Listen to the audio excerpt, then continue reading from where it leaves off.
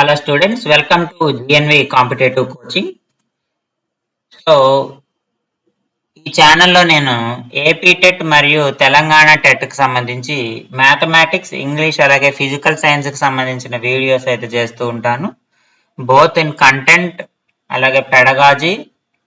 So కంటెంట్లో concept videos కూడా చేస్తూ ఉంటాను. అలాగే ప్రీవియస్ ఇయర్ క్వశ్చన్ పేపర్స్ని అయితే సాల్వ్ చేయడం జరుగుతుంది.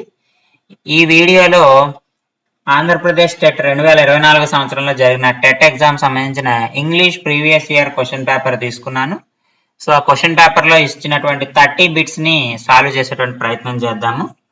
సో ఎందుకు ఆన్సర్ కరెక్ట్గా వస్తుంది, అలాగే మిగతా ఆప్షన్స్ ఎందుకు కాదు అనేటువంటి రీజన్ తోటి, కంప్లీట్ ఎక్స్ప్లెనేషన్ తోటి మనము ఈ 30 బిట్స్ని అయితే సాల్వ్ చేద్దాము.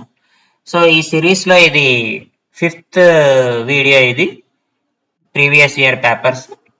సో ఆల్రెడీ 4 వీడియోస్ అయితే పోస్ట్ చేశాను. 4 ప్రీవియస్ ఇయర్ పేపర్స్ నుంచి, ఈచ్ పేపర్ నుంచి 30 బిట్స్. వాటికి సంబంధించిన కంటెంట్ మీరు GNV కాంపిటేటివ్ కోచింగ్ ప్లేలిస్ట్ ఉంది, లేదా ఛానల్ పేజీలో వీడియో ఉంటుంది, అక్కడికి వెళ్ళి చూడొచ్చు మీరు.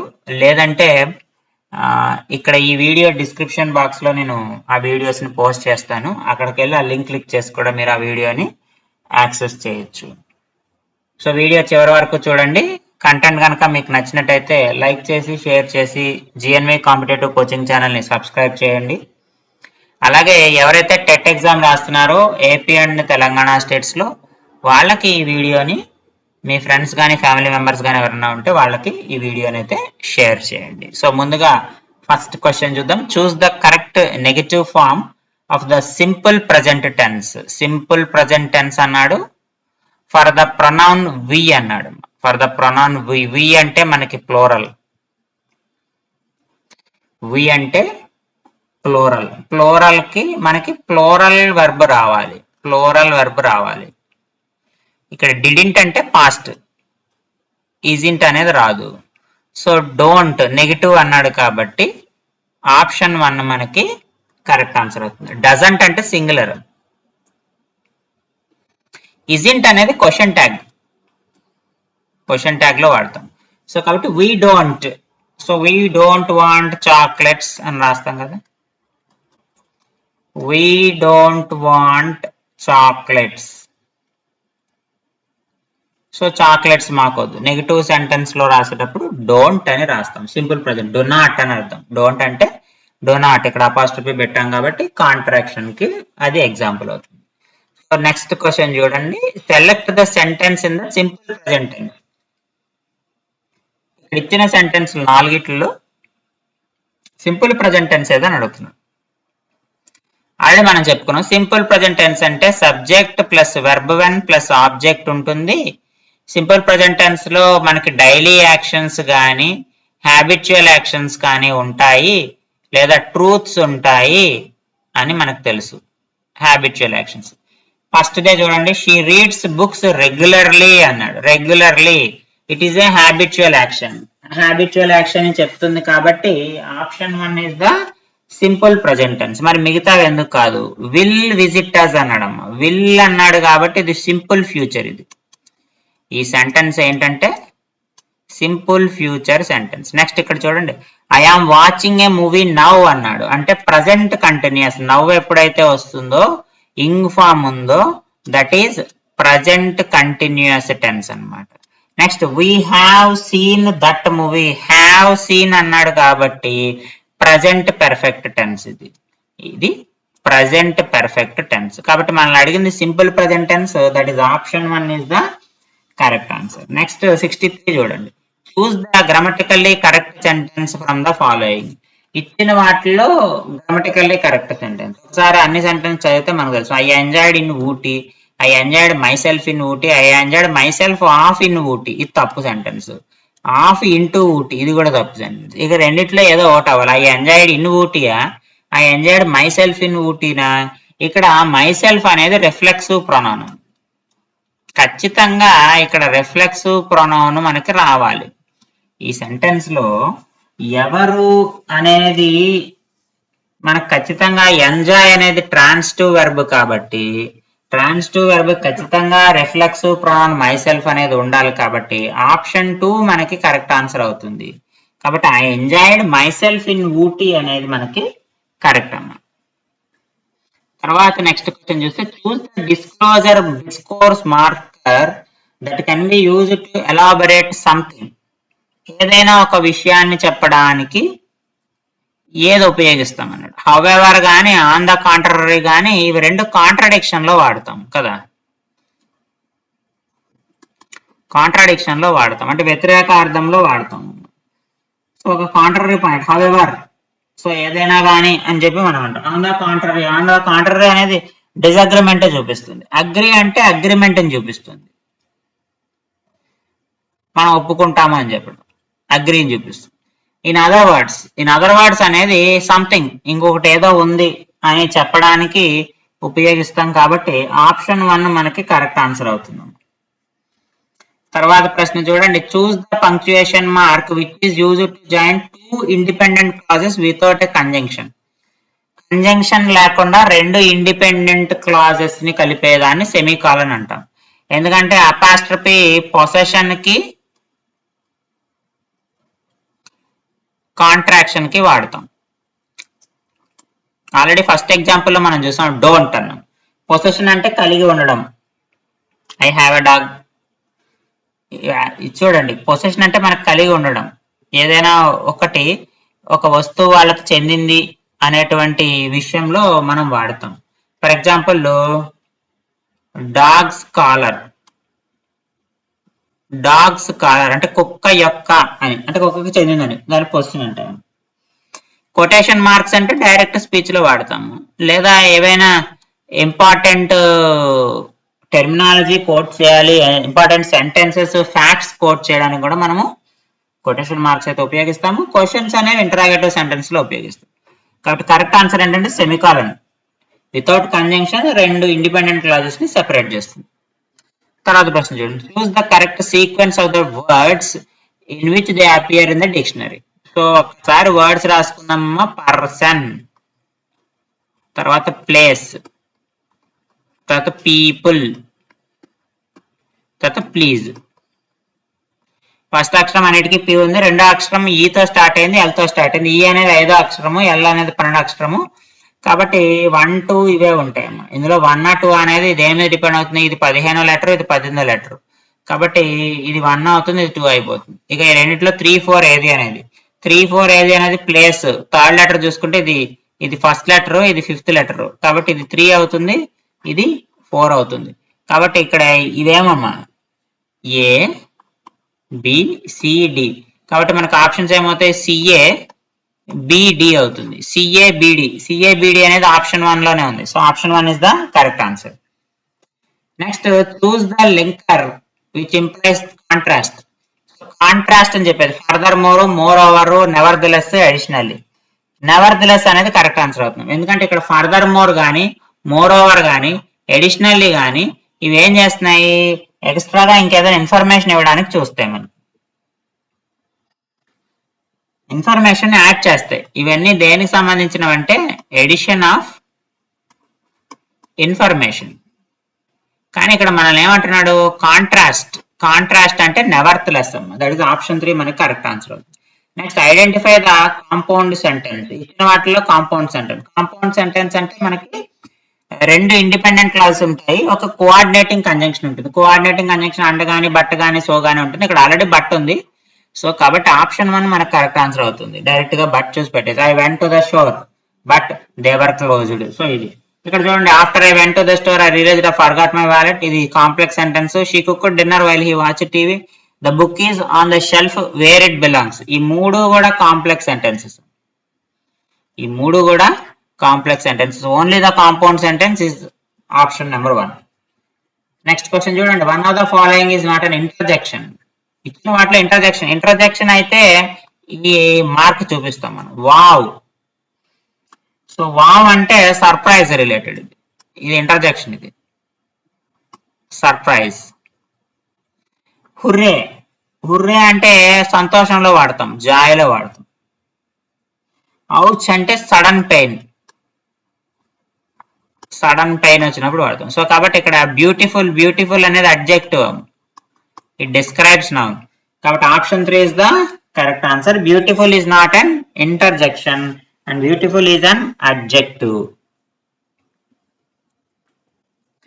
Next, identify the type of pronoun in the sentence. The book is mine అని చెప్పాడు. సో ఇందులో ఏ ప్రొనౌన్ వాడాము? The book is mine. Mine అనేది ఏ టైప్ ఆఫ్ ప్రొనౌన్ అడుగుతాడు? Personal pronoun, possessive pronoun, relative pronoun, interrogative pronoun. ఒకసారి మనం అబ్జర్వ్ చేస్తే పర్సనల్ ప్రొనౌన్స్ అంటే హీ, షీ ఏవైతే ఉంటాయో అవి పర్సనల్ ప్రొనౌన్స్. పొసెసివ్ ప్రొనౌన్ అంటే mine, yourself, ourself అని వస్తుందన్నమాట. సో కాబట్టి దీనికి ఆన్సర్ ఏంటంటే పొసెసివ్ ప్రొనౌన్. ఆ పుస్తకం నాది అని చెప్తున్నాం. రిలేటివ్ ప్రొనౌన్ అంటే దిస్, దట్ అవి వాడతాం. ఇంటరాగేటివ్ ప్రొనౌన్ అంటే question marks, who, what, which ఇవేమో. సో ఇవి కాబట్టి పొసెసివ్ ప్రొనౌన్ అంటే mine, ourselves, yourselves, himself, herself ఇలా చెప్తాం కదా. సో దాన్ని పొసెసివ్ ప్రొనౌన్స్ అయితే అని అంటాం. నెక్స్ట్ చూడండి ఇంకో ప్రశ్న. Choose the meaning of the phrasal verb take after. Take after అంటే మన ఫ్యామిలీ రిజంబలెన్స్ చూపిస్తుందమ్మా. అంటే ఫ్యామిలీలో మనం ఎవరినన్నా ఒకరిని ఫాలో అవుతున్నప్పుడు ఈ టేక్ ఆఫ్టర్ అనేటువంటి పదము అయితే వాడతాం. డిస్లైక్ సమ్మన్, అవాయిడ్ సమ్మన్ ఇవన్నీ కాదు. So to resemble or inherit traits from the family. So ఒక ఫ్యామిలీలో మన ఫ్యామిలీలో ఉండే మెంబర్ ని వాళ్ళ క్యారెక్టర్ లో కానీ లేకపోతే వాళ్ళ అపియరెన్స్ లో కానీ వాళ్ళ బిహేవియర్ లో కానీ మనం ఫాలో అవుతాము. సో దాన్నే మనం టేక్ ఆఫ్టర్, టుక్ ఆఫ్టర్ అని కూడా మనం అవసరమైతే ఉపయోగిస్తాం. నెక్స్ట్ ఈ క్వశ్చన్ కూడా మనకు వస్తుంది. స్ట్రాంగ్ ఎమోషన్ కి ఏ సెంటెన్స్ వాడతాం అంటే ఎక్స్క్లమేటరీ సెంటెన్స్ వాడతాం. ఎందుకంటే డిక్లరేటివ్ సెంటెన్స్ అనేది మనకి ఫ్యాక్ట్స్ కోసం వాడతామని చెప్పాము. కమాండ్స్ అండ్ రిక్వెస్ట్ కోసం ఇంపరేటివ్ సెంటెన్సెస్ వాడతాము. క్వశ్చన్స్ కోసము ఇంటరాగేటివ్ సెంటెన్సెస్ వాడతాము. ఎమోషన్స్ కోసం ఎక్స్క్లమేటరీ సెంటెన్సెస్ అయితే వాడతాం. సో ఆప్షన్ 2 మనకి కరెక్ట్ ఆన్సర్ అవుతుంది. Next, I will have a cup of tea, my father said. Choose the correct. My father said that he would have a cup of tea. ఎందుకంటే ఇక్కడ will వచ్చింది కాబట్టి reported speech లో past tense would వస్తుంది. కాబట్టి would have a cup of tea, that is option 3 is the correct answer. ఎందుకంటే ఇక్కడ అంతా విల్ వచ్చింది, ఇక్కడ విల్ వచ్చింది, ఇక్కడ హ్యాడ్ వచ్చింది. సో 1, 2, 3 మనకు తప్పు. విల్ వచ్చింది కాబట్టి వుడ్ రావాలి. కాబట్టి my father said that he would have a cup of tea.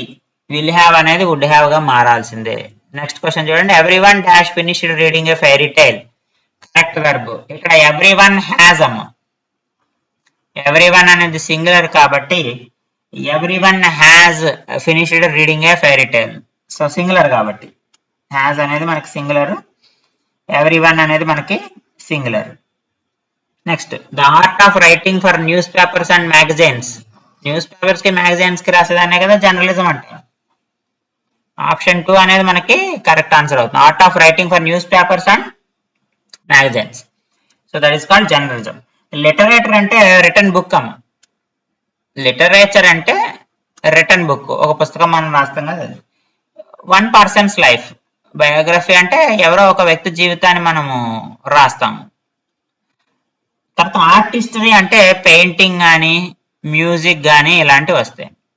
So కాబట్టి journalism option 2 is the correct answer. Next ప్రశ్న చూడండి. Choose the correctly spelled word. Magnificent. ఈ 3 రాంగ్ ఉన్నాయమ్మా ఇందులో. ఈ 3 రాంగ్ ఉన్నాయి. Magnificent option 1 is the correct answer. MAGNIFICIENT. Magnificent అనేది మనకి కరెక్ట్ ఆన్సర్ అవుతుంది, option 1. Next, on the Monday following mama's birthday 7 went alone with her to the clinic. So దీనికి alone అనే పదానికి మనల్ని సినోనిమ్ అడుగుతున్నాడు, అర్థం అడుగుతున్నాడు. అంటే వాళ్ళ అమ్మ గారితో కలిపి 7 మంది ఒక్కడే వెళ్ళడం అయితే జరిగింది. ఈ చెప్తున్న అతన్ని తీసుకెళ్ళలేదు. సో కాబట్టి ఇండిపెండెంట్లీ అంటే ఇతన్ని కాకుండా వాళ్ళు 7గురు వెళ్ళిపోయారు కాబట్టి లోన్ అనేటువంటి పదానికి సినోనిమ్ ఏమవుతుందంటే ఇండిపెండెంట్లీ అవుతుంది. లోన్లీ అవుతుంది, బట్ లోన్లీ అనేది ఏమిటంటే ఒక ఫీలింగ్ చెప్తుంది. సో ఒక ఎమోషన్ ని మనకైతే చెప్తుంది లోన్లీ అనేది. సో టుగెదర్ అంటే కలిసి ఉండడం.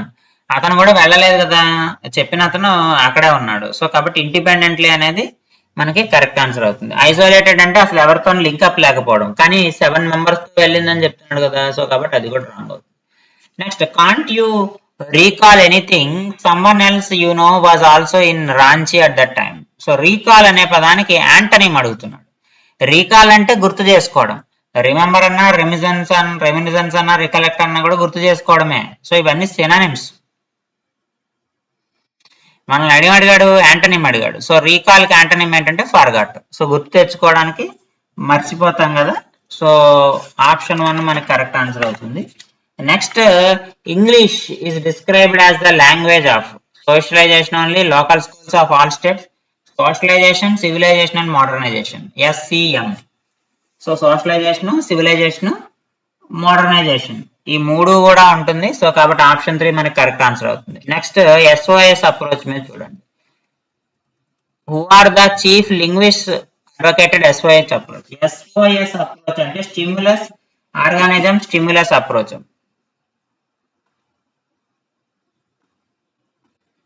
స్టిమ్యులస్ ఆర్గానిజం స్టిమ్యులస్ అప్రోచ్, దాన్ని SOS అప్రోచ్ అంటాము. ఈ SOS అప్రోచ్ అనేది ఒక కాగ్నిటివ్ ప్రాసెస్. ఈ SOS అప్రోచ్ అనేది ఒక cognitive process.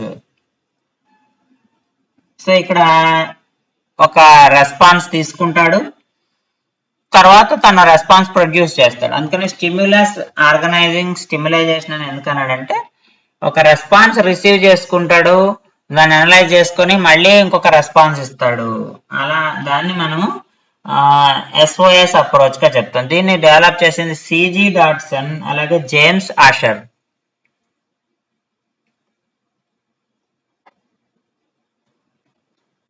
CG Dotson and James Asher. So option 1 మనకి కరెక్ట్ ఆన్సర్ అయితే అవుతుంది.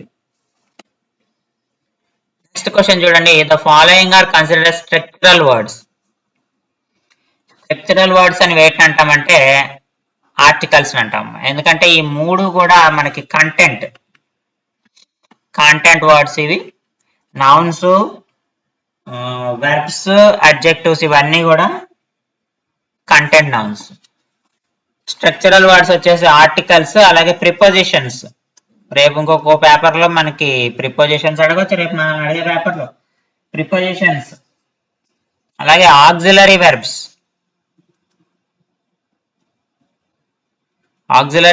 Conjunctions, pronouns. సో ఇవి 5 కూడా దీనికి ఏవైతే మనకి స్ట్రక్చరల్ వర్డ్స్ ఉన్నాయో ఆర్టికల్స్, ప్రిపోజిషన్స్, ఆక్సిలరీ వెర్బ్స్ అలాగే కంజంక్షన్స్, ప్రొనౌన్స్, ఈ 5 కూడా స్ట్రక్చరల్ వర్డ్స్ కి ఎగ్జాంపుల్స్ అమ్మా.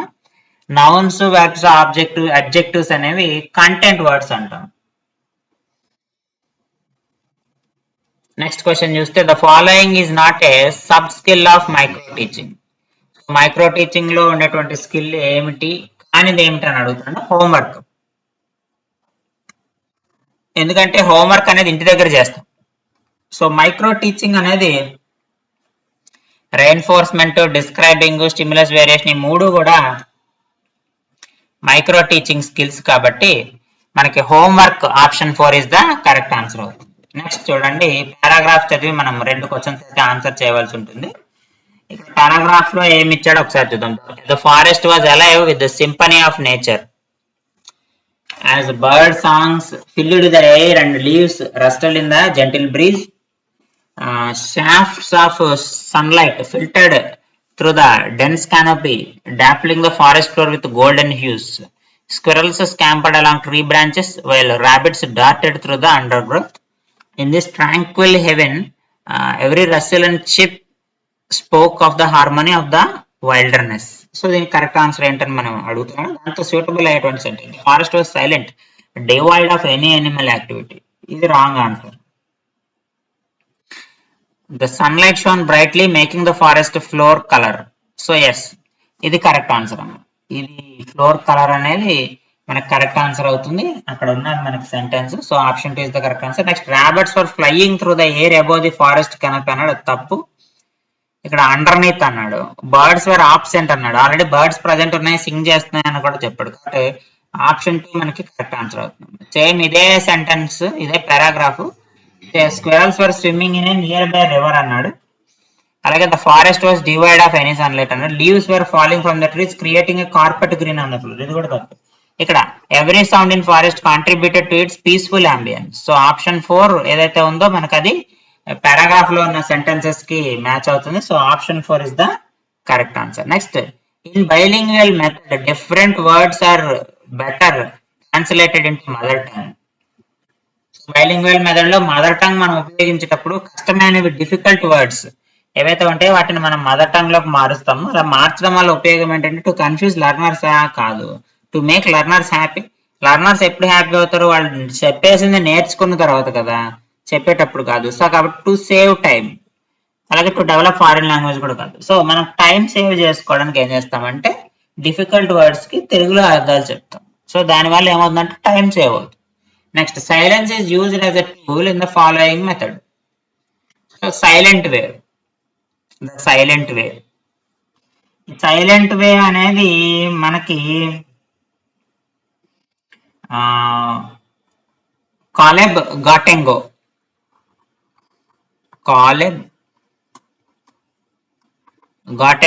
ఇంట్రడ్యూస్ చేశాడు.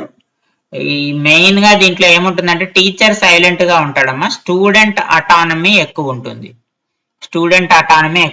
సైలెంట్ గా అన్నాడు కాబట్టి టీచర్ ఆల్మోస్ట్ ఆల్ చాలా సైలెంట్ గా ఉండి స్టూడెంట్స్ ద్వారానే ఆ ప్రాబ్లం అనేది సాల్వ్ చేయడం అనేది జరుగుతుంది. Next, he is dash town for a few days. He is out of, అంతే కదా. ఇవన్నీ గ్రామటికల్ గా wrong sentences. So out of అనేది ఒకటే correct. He is out of town for a few days. కొన్ని రోజుల్లో వరకు అతను టౌన్ నుంచి ఊరు వెళ్తున్నాడు, పక్క ఊరు వెళ్తున్నాడు అని చెప్తాం. నౌన్ క్లాజెస్ కెన్ ఫంక్షన్, ఏం చేస్తాయి అని అడుగుతుంది. So they act as nouns within the sentences. Adjectives కానీ ఇవి కానీ కాదు. సో నౌన్ క్లాజెస్ ని నౌన్ అనే అంటాము, but within the sentence మనం వాటిని అయితే యూజ్ చేయాలి. Next, you needn't worry about it.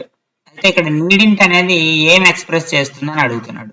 పాసిబిలిటీనా, negotiation of necessity. Yes. So దాని గురించి నువ్వేమి నీడ్ నాట్ అన్నాడు కదా. సో దాని గురించి నువ్వేమి ఇబ్బంది పడకు, వరీ అవ్వకు అని చెప్తున్నావు. సో కాబట్టి నీడ్ నాట్ అనే పదానికి నెగేషన్ ఆఫ్ నెసెసిటీ అనేటువంటి మీనింగ్ అయితే వస్తుంది. Next, one of the following is not A use of indefinite article. Indefinite articles మనకి ఎన్ని ఉన్నాయి? సో ఆ ఇండెఫినెట్ ఆర్టికల్స్ రెండు ఉంటాయి మనకి, a an. So a an ఎక్కడ మనం యూజ్ చేయము అని అడుగుతున్నాం. Introducing a singular common noun use చేస్తాం. Referring to a specific group. Groups a an అనేవి గ్రూప్స్ ని మనము రెఫర్ చేయలేము కాబట్టి ఆప్షన్ 2 ఇక్కడ మనం ఉపయోగించలేము. సో ఈ సందర్భంలో మనం ఏం చేస్తాము, ది ఉపయోగిస్తాము, డెఫినెట్ ఆర్టికల్ వాడతాం. చిల్డ్రన్ అనే పదం ఉంది, ఏ చిల్డ్రన్ అని అన్నాం కదా, కావాలంటే ది చిల్డ్రన్ అని వాడతాం. సో ఏ చిల్డ్రన్ అని వాడాం కాబట్టి స్పెసిఫిక్ గ్రూప్స్ కి మనము indefinite article that is a an అనేవి మనము యూజ్ చేయము. అలాంటి సందర్భంలో ఒక ఆర్టికల్ యూజ్ చేయాల్సి వస్తే ది అనేటువంటి ఆర్టికల్ ఉంది కాబట్టి డెఫినెట్ ఆర్టికల్, దాన్ని అయితే మనము ఉపయోగిస్తాము. ఇవి ఏపీటెట్ ప్రీవియస్ ఇయర్ పేపర్ లో ఇచ్చినటువంటి ఇంగ్లీష్ కి సంబంధించి 30 ప్రీవియస్ ఇయర్ క్వశ్చన్స్. వీటన్నిటిని మనం సాల్వ్ చేసాము. ఈ వీడియో కనుక మీకు నచ్చినట్టయితే లైక్ చేసి, షేర్ చేసి, సబ్స్క్రైబ్ చేయండి. అలాగే ఏపీ తెలంగాణలో ఎవరైనా టెట్ పరీక్ష రాసి ప్రిపేర్ అవుతుంటే వాళ్ళకి ఈ వీడియోస్ అయితే షేర్ చేయండి. నెక్స్ట్ వీడియోలో మళ్ళీ కలుద్దాము. Thank you.